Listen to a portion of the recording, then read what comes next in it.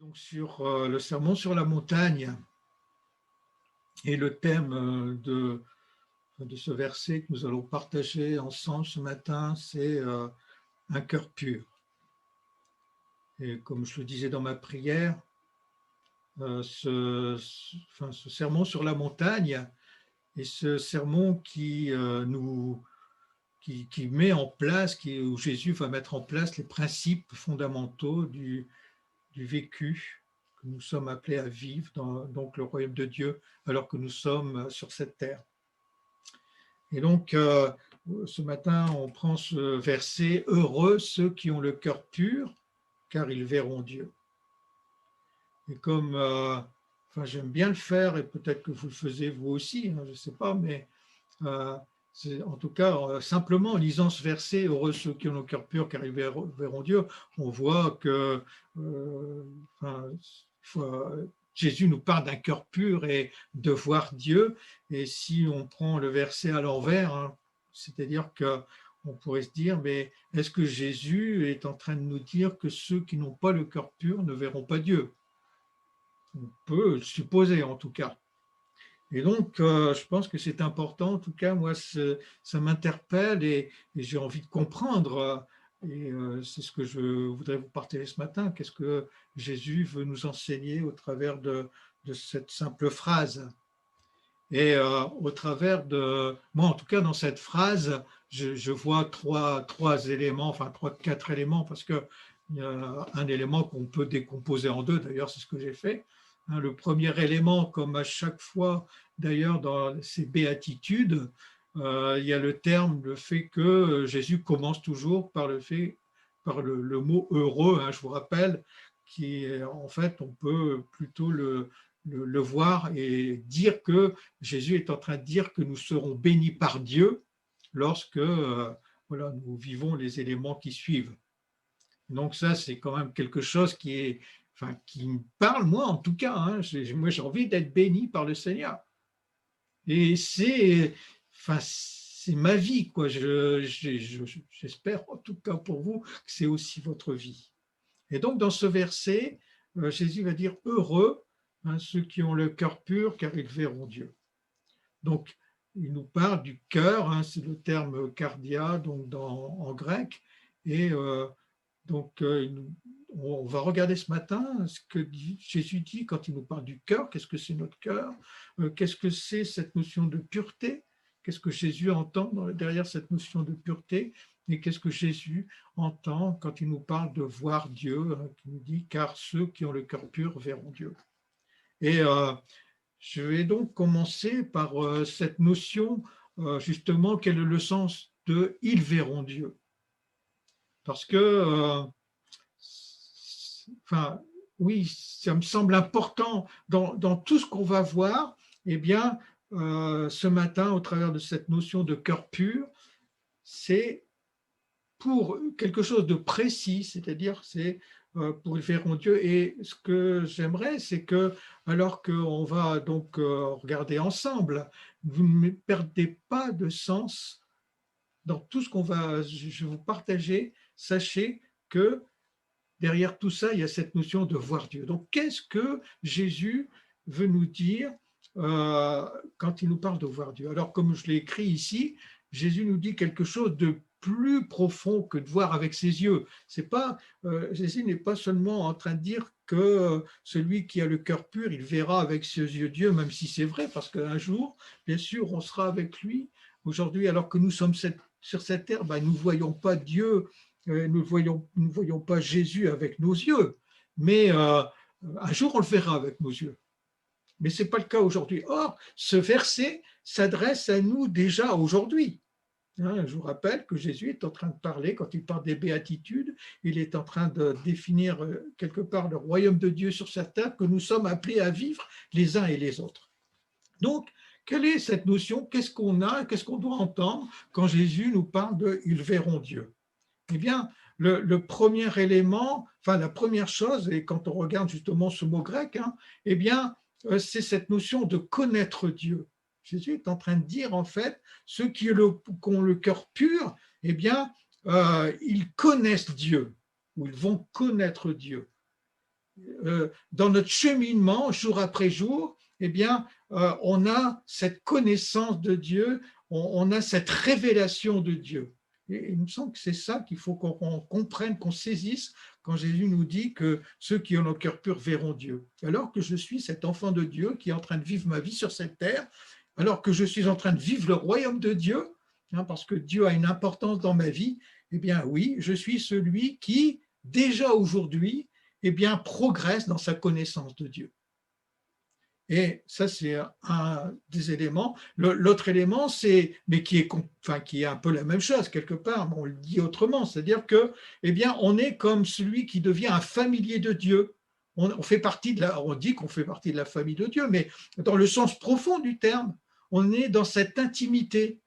Donc, quand Jésus va dire heureux ceux qui ont le cœur pur, il est en train de nous dire que ceux qui ont le cœur pur, ils verront Dieu, c'est-à-dire ceux qui ont le cœur pur, eh bien, ce sont ceux, ils deviennent eh bien, des familiers de Dieu, des intimes de Dieu, ceux qui connaissent Dieu. Alors, peut-être qu'on peut se poser la question, et moi je vais me poser à moi-même, je vous la pose à vous ce matin, est-ce que vous êtes intéressé? Est-ce que c'est un sens dans votre vie? Est-ce que, enfin, maintenant je vous dis ça, mais je suppose que si vous êtes là ce matin, c'est vrai. C'est-à-dire que votre désir, c'est d'être vraiment cet intime de Dieu, ce familier de Dieu, celui qui connaît vraiment Dieu, pas une simple connaissance comme ça, mais celui qui connaît Dieu, je veux dire, jour après jour, un peu plus, qui est dans cette intimité vraiment profonde avec le Seigneur. Voilà le sens de « ils verront Dieu ». Alors, ça me semblait important de définir cet élément-là avant de regarder le fait que Jésus va dire « heureux ceux qui ont le cœur pur ». Et donc, on va… Voilà, que signifie justement avoir un cœur pur? Donc, on va s'arrêter un petit peu sur cette notion de cœur, même si d'ailleurs, au travers des prédications qui ont été faites, notamment par Thierry, on a déjà un petit peu défini cet élément-là. Mais voilà, c'est quand Jésus nous dit, qu'il nous parle ici de ce cœur pur, qu'est-ce qu'il est en train de dire? Mais moi, je vous rappelle que notre cœur, eh bien, c'est le centre, ce que Jésus est en train de dire, c'est le centre, le siège de notre vie spirituelle. C'est-à-dire notre âme, ce qui vient toucher notre âme et notre esprit. Alors, c'est aussi, notre cœur, c'est la source, le siège de tous nos désirs, de nos envies, de nos buts, des efforts qu'on va faire. Tout cela est fait avec notre cœur, avec ce que nous sommes. Le cœur, c'est le centre de nos sensibilités, de nos affections, de nos émotions, de nos désirs, de notre passion, enfin de nos passions plutôt. On voit, c'est tout ce qui est notre vie en fait. C'est le siège de notre volonté, de notre caractère. C'est le siège de notre intelligence aussi. Donc, on voit que derrière cette notion de cœur, eh bien, ça va toucher profondément finalement ce que nous sommes et en fait ce que Jésus est en train de dire quand il est en train de nous parler d'avoir un cœur pur, eh bien, il est en réalité en train de parler de la pureté de notre être intérieur, de la pureté de ce qui fait, de ce que nous sommes, de la pureté de notre personnalité, de la pureté de ce que nous projetons autour de nous au travers de notre vécu, au travers de notre vie, au travers des mots que nous disons, au travers des actions que nous menons, parce que finalement, tout ce qu'on vient de voir là, ça projette tout ce que nous sommes, ça projette notre personnalité. Et donc, voilà quand Jésus nous parle de pureté, un cœur pur, eh bien, il est en train de parler de notre être intérieur, de ce que nous sommes. Alors, on va regarder un petit peu cette notion justement de pureté par rapport à l'Ancien Testament et le Nouveau Testament. Dans l'Ancien Testament, on voit, parce que la pureté, cette notion de pureté, on va le retrouver dans toute la Bible en fait. Mais il y a quand même une petite différence, si je puis dire comme ça, entre l'Ancien Testament et le Nouveau Testament. Et voilà. Dans l'Ancien Testament, cette notion de pureté, eh bien, il suffit de lire le Lévitique, les Nombres, etc. Elle est surtout codifiée, c'est rituel, cérémonial, même si bien sûr derrière tout ça, Dieu recherche quelque chose de précis dans le cœur du peuple d'Israël, parce que dans l'Ancien Testament, on va surtout voir par rapport au peuple d'Israël, si on prend toutes les lois qui ont été données, eh bien, le sens de toute cette loi-là, c'est pour justement atteindre cette notion de pureté. Mais on voit encore, par exemple, celui qui était considéré impur dans l'Ancienne Alliance. Encore une fois, il suffit de relire les textes qui me semblent d'ailleurs assez hard, si je puis dire comme ça, parce que Dieu était par exemple, celui qui n'était pas pur, s'il ne mettait pas en application certaines lois, par exemple, il devait être lapidé. Ça allait très loin, quoi. Mais tout ça, c'était donc codifié par la loi. Il fallait faire les rites, les sacrifices, etc. Tout ça, il y avait des cérémonies. Mais en tout cas, ce qui se passait dans l'Ancien Testament, ça reflétait quand même le désir du cœur de Dieu. C'est pas rien, cette notion de pureté, même dans l'Ancien Testament. Et en tout cas, je vous rappelle aussi que tout ce qu'on va lire dans l'Ancien Testament, c'est Paul qui va le dire, eh bien, ce sont l'image des choses à venir. C'est-à-dire qu'on doit quand même en retirer des éléments. Ce n'est pas pour rien que Dieu avait mis à l'époque, dans l'Ancien Testament, dans l'Ancienne Alliance, tous ces éléments-là. Ils ont bien sûr aussi leur importance. Mais alors, on voit quand même que dans le Nouveau Testament, ce qui est différent, quand je dis un peu, c'est même peut-être beaucoup différent, c'est que dans le Nouveau Testament, eh bien, cette notion de pureté va toucher notre moralité. C'est plus simplement d'accomplir des rites, c'est pas codifié comme dans l'Ancienne Alliance, mais c'est quelque chose qui vient toucher notre nature propre. C'est-à-dire que la pureté extérieure de l'Ancien Testament, on va dire, qui était révélée, par exemple, si je respectais les rites, si je respectais les cérémonies, si je respectais ce qui était codifié, ce qui était manifesté dans mon être extérieur, on va dire, eh bien, dans le Nouveau Testament, Jésus, notamment, donc Dieu est en train de mettre en avant quelque chose de plus profond, c'est-à-dire qu'elle devient vraiment intérieure. C'est pas seulement notre apparence extérieure. D'ailleurs, Jésus va faire plusieurs paraboles dans ce sens. Donc la pureté extérieure de l'Ancien Testament devient intérieure. Alors, la question que nous pouvons nous poser ce matin, mais comment atteindre, et on va voir qu'il y a là une notion très importante. Comment atteindre, comment avoir un cœur pur? Si je suis intéressé, maintenant, si avoir un cœur pur, ça ne m'intéresse pas, ok, mais si je suis intéressé par avoir un cœur pur, encore une fois, je suppose que vous l'êtes, si vous êtes là ce matin, si vous voulez faire partie de cette famille de Dieu, si vous voulez vivre le royaume de Dieu, eh bien, vous êtes forcément intéressé par ce que Jésus a dit dans ce verset 8, plutôt de Matthieu 5, heureux ceux qui ont un cœur pur, car ils verront Dieu. Et Jésus, donc, va donner un certain nombre d'éléments. Je pense que vous les connaissez déjà, mais ce matin, j'aimerais vraiment vous dire à quel point c'est important. À quel point c'est important. Donc Jésus va dire, on va le lire dans Jean chapitre 15 au verset 3, « L'enseignement que je vous ai donné vous a déjà rendu pur. » Donc là, Jésus pose quelque chose de précis par rapport à cette notion de pureté. Pour être pur, eh bien, Jésus dit ici dans ce texte que c'est l'enseignement qu'il nous donne. L'enseignement que Jésus nous donne, eh bien, nous rend purs. C'est quoi l'enseignement? Comment est-ce que je peux prendre en compte l'enseignement que Jésus va me donner? Eh bien, si on lit ce texte d'Éphésiens, au chapitre 5, versets 25 à 27, il nous est dit, Christ a aimé l'Église, il s'est donné lui-même par elle afin de la conduire à la sainteté après l'avoir purifié et lavé par l'eau de la parole, pour faire paraître devant lui cette Église glorieuse, sans tache, ni ride, ni rien de semblable, mais sainte et irréprochable. Alors, j'aimerais, on va prendre d'autres textes, hein, mais j'aimerais m'arrêter un petit peu sur, sur Éphésiens 5, là, hein, qui nous dit clairement la chose. Elle nous dit que Jésus, qui a aimé l'Église et qui s'est donné pour elle, eh bien, il conduit cette Église à la sainteté après l'avoir purifiée par l'eau de la parole, c'est-à-dire par ses enseignements, comme on l'a lu tout à l'heure dans Jean 15.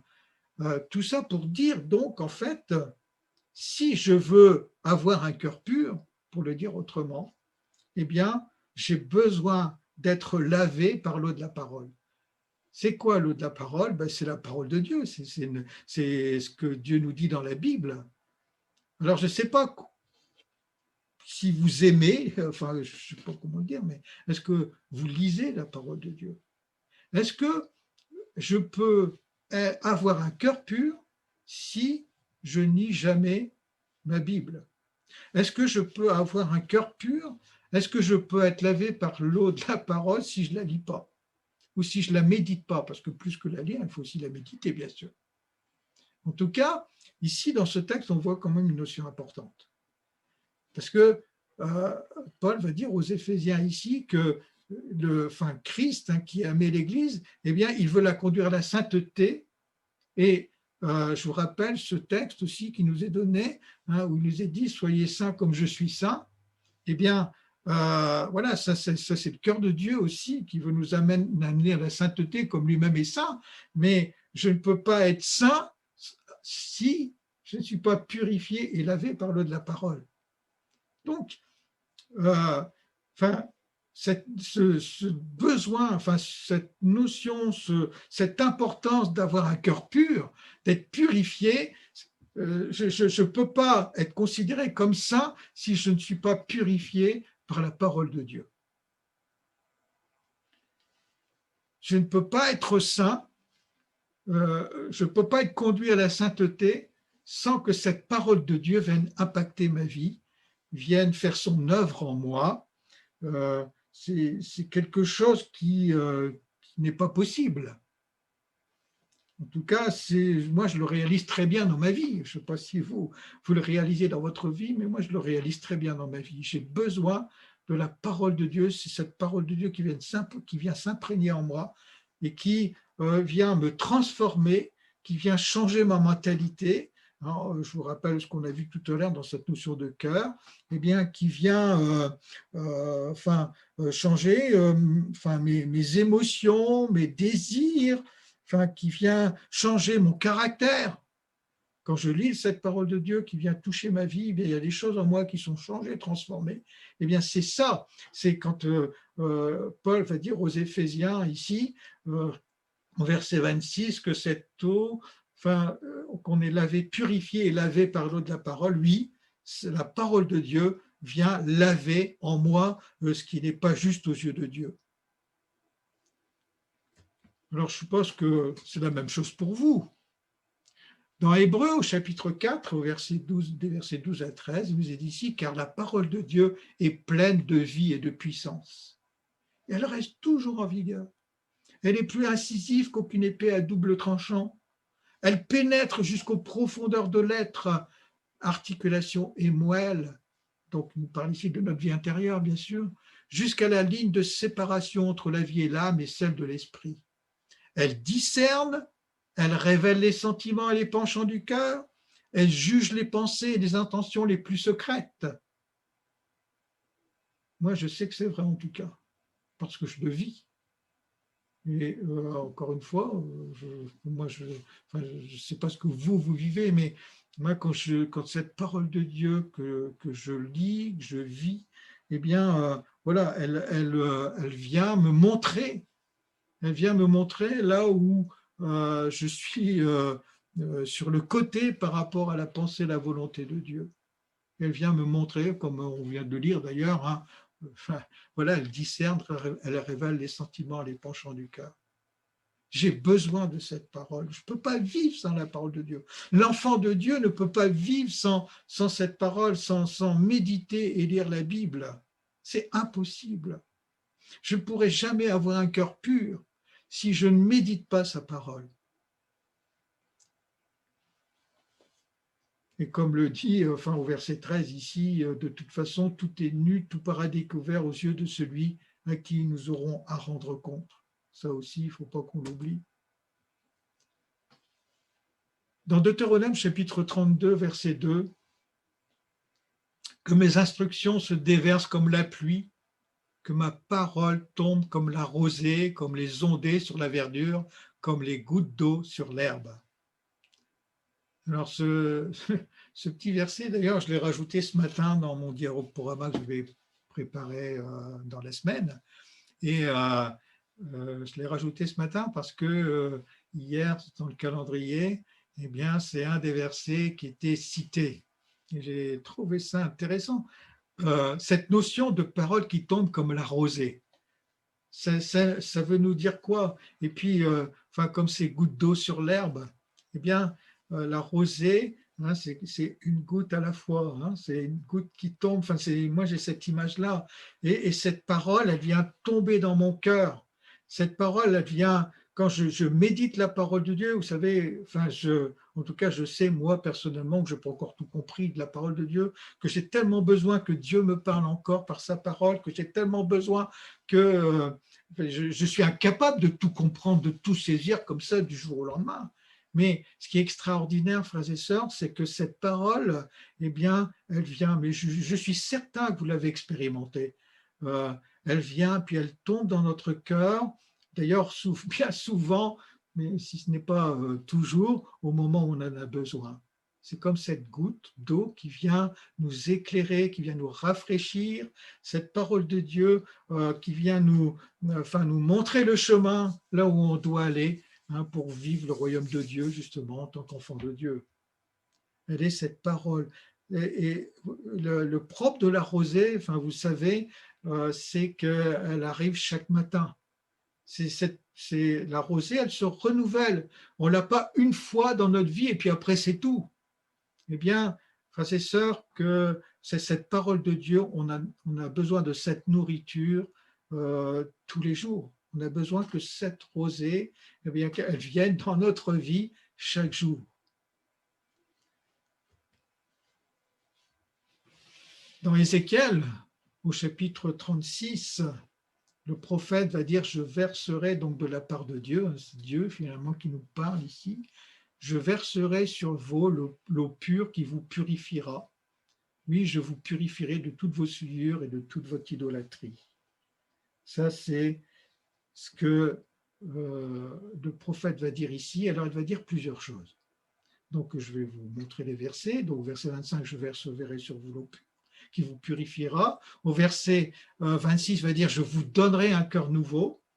Je mettrai en vous un esprit nouveau. J'enlèverai votre cœur insensible comme une pierre et je le remplacerai par un cœur réceptif. Et puis, il va dire au verset 27, je mettrai en vous mon esprit, je vous rendrai ainsi capable d'obéir à mes lois, d'observer, de pratiquer les règles que je vous ai prescrites. Dans ces 3 versets d'Ézéchiel, eh bien, bon, je les ai soulignés en rouge là, mais parce qu'il me semble qu'il y a une progression d'ailleurs. Et je pense que c'est important de prendre en compte cette progression. Le premier, donc le verset 25, il nous dit « Je verserai sur vous l'eau pure qui vous purifiera », c'est-à-dire que je verserai sur vous, cette parole qui nous a été laissée, hein, je vous rappelle, donc cette parole que nous devons, avec laquelle nous devons nous rafraîchir chaque jour. Eh bien, quand je prends cette parole, quand pour moi elle est importante, quand elle fait partie de ma vie, eh bien, ça c'est la première chose. Je reçois de la parole, et parce que je reçois cette eau de la parole qui vient me purifier, eh bien, il y a quelque chose qui se passe. Je vous donnerai un cœur nouveau. Si je ne reçois pas cette eau de la parole, comment est-ce que je peux avoir un cœur nouveau? Le cœur nouveau arrive parce que je reçois en moi cette eau pure qui vient me purifier. Et puis le troisième élément qu'on voit dans ces 3 versets, eh bien, je mettrai en vous mon esprit. et je vous rendrai capable.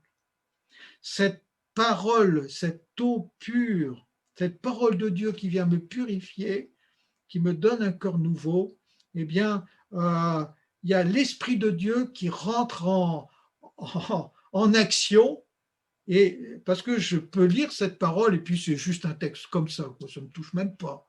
Hein. Mais parce que je lis cette parole de Dieu, parce que je la prends en compte, parce qu'elle est importante pour moi, il y a quelque chose qui se passe dans mon cœur, et ce qui se passe dans mon cœur, eh bien, c'est que le Saint-Esprit va venir graver en moi les choses.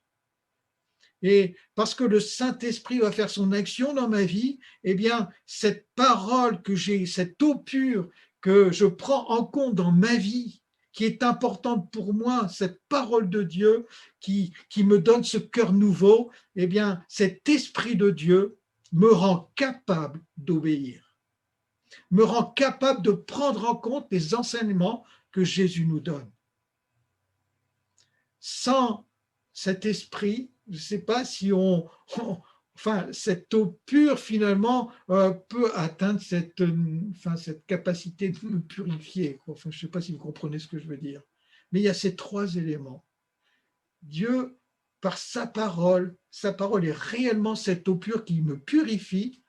Cette eau pure, quand j'ai ce désir profond qu'elle fasse partie de ma vie, eh bien Dieu fait en sorte qu'il nous donne un cœur nouveau. Et parce que j'ai ce cœur nouveau et que le Saint-Esprit vient agir, alors il me rend capable. De par nous-mêmes, frères et sœurs, on n'a pas cette capacité, mais avec le Saint-Esprit, eh bien Dieu nous rend capable. Alors, voilà ce que je voulais vous laisser ce matin. Je ne veux pas être long ce matin, mais je voulais simplement vous montrer à quel point, enfin, quand Jésus nous parle et nous dit dans ce verset, heureux ceux qui ont le cœur pur car ils verront Dieu, c'est-à-dire heureux, alors moi ouais, j'ai failli oublier ce verset que je voulais vous laisser aussi, et je vais vous le lire donc. Oui, mes chers amis, dès à présent, nous sommes enfants de Dieu et ce que nous serons un jour n'a pas encore été révélé. Nous savons que lorsque le Christ paraîtra, nous serons semblables à lui, car nous le verrons alors tel qu'il est. Tous ceux qui portent dans leur cœur cette espérance fondée sur le Christ veillent à leur pureté intérieure pour être purs comme lui. Voyez-vous, voilà, ce texte nous dit quelque chose de particulier aussi, en fait. C'est-à-dire qu'il nous parle à tous ceux qui portent dans leur cœur cette espérance. D'où la question que je vous ai posée tout à l'heure, d'ailleurs. Est-ce que, pour vous, avoir un cœur pur est quelque chose d'important? Parce que si ce n'est pas important pour vous, quelque part, ou enfin, quand je dis si ce n'est pas important pour vous, je devrais dire autrement, dire si ce n'est pas important pour nous, enfin, ou chacun d'entre nous, en tout cas, la question nous revient. Ici, Jésus, quand il va nous dire heureux ceux qui ont le cœur pur, car ils verront Dieu, eh bien, il s'adresse aux enfants de Dieu qui vivent le royaume de Dieu, qui portent dans leur cœur cette espérance. Eh bien, si c'est mon cas, et si c'est votre cas, frères et sœurs, eh bien, l'apôtre Jean ici va dire, alors ceux-là, c'est-à-dire toi et moi, eh bien, nous veillons à notre pureté intérieure parce que nous avons ce désir d'être purs comme lui. Frères et sœurs, est-ce que c'est vraiment notre cas? Chacun d'entre nous, on ne peut pas parler pour l'autre. Je ne peux pas parler pour mon voisin, ma voisine, je ne peux pas parler pour mon frère, pour ma sœur, je ne peux parler que pour moi. Est-ce que dans mon cœur, je porte cette espérance? Est-ce que je veille sur ma pureté? Est-ce que c'est important pour moi de veiller sur ma pureté intérieure afin d'être pur comme Jésus? Eh bien là, si c'est le cas, alors je suis celui qui lit la parole de Dieu, qui la médite et qui reçoit ce cœur nouveau, et par le Saint-Esprit, Dieu est celui qui vient me rendre capable. Et ça, je vous assure que c'est vrai. Alors, quand je dis je vous assure, mais encore une fois, je suis sûr que vous avez fait cette expérimentation, que vous le savez et que vous le vivez. En tout cas, c'est ce que nous voulons vivre. Je crois que ce matin, eh bien, c'est comme un encouragement à persévérer dans cette nourriture qui est nécessaire pour chacun d'entre nous chaque jour. J'ai besoin de cette nourriture dans ma vie, comme la rosée qui tombe jour après jour sur l'herbe. Alors, voilà, j'arrive déjà à ma conclusion. Eh bien, en tout cas, pour redire le verset autrement, parce qu'il me semble que c'est le sens, voilà comment je vais dire les choses, eh bien, sont bénis par Dieu ceux qui méditent et cherchent de tout leur cœur à vivre la parole de Dieu. À ce moment-là, l'action du Saint-Esprit écrira en eux sa parole et transformera leur façon d'être et de vivre en les rendant de plus en plus intimes de Dieu jusqu'à les rendre purs, semblables à Jésus-Christ. Voilà mon souhait pour déjà ma vie, en tout cas, mais c'est mon souhait aussi, frères et sœurs, pour chacun d'entre vous, que cela ait pour nous une importance considérable. Heureux ceux qui ont le cœur pur, car ils verront Dieu. Voilà ce que je voulais vous laisser ce matin, frères et sœurs. Je ne peux pas avoir le cœur pur. La seule façon de recevoir ce cœur pur, frères et sœurs, c'est de se laisser toucher, changer, transformer. Je dois devenir, il y a ce texte qui nous dit, vous le savez, et c'est une grâce où Dieu est celui qui vient écrire dans nos cœurs ses lois. Je suis celui. Encore une fois, pourquoi je dis je suis celui? Parce qu'encore une fois, je ne peux pas m'engager pour vous. Mais je suis celui qui désire profondément et qui recherche profondément le fait que Dieu écrive ses lois dans mon cœur par le Saint-Esprit. Et je comprends et je suis à quel point c'est important pour moi. J'en ai tellement besoin de lire et de méditer sa parole.